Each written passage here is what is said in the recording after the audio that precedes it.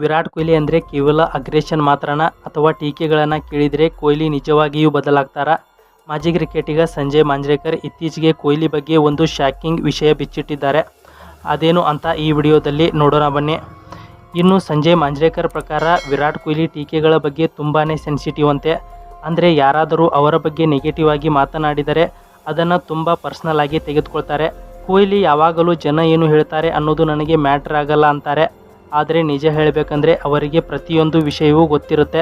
ಇನ್ನು ಮಾಂಜ್ರೇಕರ್ ಒಂದು ಇಂಟ್ರೆಸ್ಟಿಂಗ್ ಘಟನೆ ನೆನಪಿಸಿಕೊಂಡಿದ್ದಾರೆ. ಟಾಸ್ ಸಮಯದಲ್ಲಿ ಕೊಹ್ಲಿ ಹಲವು ಬಾರಿ ಮಾಂಜ್ರೇಕರ್ ಜೊತೆ ತುಂಬಾ ಕೋಲ್ಡ್ ಆಗಿ ಅಂದರೆ ಅಸಮಾಧಾನದಿಂದ ವರ್ತಿಸಿದ್ರಂತೆ. ಇದಕ್ಕೆ ಕಾರಣ ಮಾಂಜ್ರೇಕರ್ ಮಾಡಿದ್ದ ವಿಮರ್ಶೆ ಅಥವಾ ಕಾಮೆಂಟ್ರಿ ಕೊಹ್ಲಿಗೆ ಇಷ್ಟ ಆಗಿರಲ್ಲ ಅನ್ನೋದು ಅವರ ಅನಿಸಿಕೆ. ಇನ್ನು ಆದರೆ ಈ ಸೆನ್ಸಿಟಿವ್ ಗುಣವೇ ಕೊಹ್ಲಿಗೆ ಪ್ಲಸ್ ಪಾಯಿಂಟ್ ಕೂಡ ಹೌದು. ಯಾರಾದರೂ ಟೀಕೆ ಮಾಡಿದರೆ ಅದನ್ನೇ ಚಾಲೆಂಜ್ ಆಗಿ ತೆಗೆದುಕೊಂಡು ಮುಂದಿನ ಪಂದ್ಯದಲ್ಲಿ ಸೆಂಚುರಿ ಬಾರಿಸೋದು ಕೊಹ್ಲಿಯ ಸ್ಟೈಲ್. ನೆಗೆಟಿವ್ ಕಮೆಂಟ್ಸ್ ಅವರನ್ನು ಮತ್ತಷ್ಟು ಮೋಟಿವೇಟ್ ಮಾಡುತ್ತೆ. ಇನ್ನು ಕ್ಯಾಪ್ಟನ್ ಆಗಿ ಕೊಹ್ಲಿ ಹೇಗಿದ್ರು ಅಂದರೆ ಟೀಮ್ನ ಪ್ರತಿ ಪ್ಲೇಯರ್ ಕೂಡ ಅವರಷ್ಟೇ ಎನರ್ಜೆಟಿಕ್ ಆಗಿರಬೇಕು ಅಂತ ಬಯಸ್ತಿದ್ರು. ಫೀಲ್ಡ್ನಲ್ಲಿ ಯಾರಾದರೂ ಸ್ವಲ್ಪ ಸುಸ್ತಾದಂತೆ ಕಂಡರೆ ಸಾಕು, ಅವರು ಮುಂದಿನ ಮ್ಯಾಚ್ ಆಡೋದು ಡೌಟೇ ಇರ್ತಿತ್ತು. ಅಷ್ಟರ ಮಟ್ಟಿಗೆ ಅವರು ತಂಡದಲ್ಲಿ ಅಗ್ರೆಷನ್ ತುಂಬಿದ್ದರು.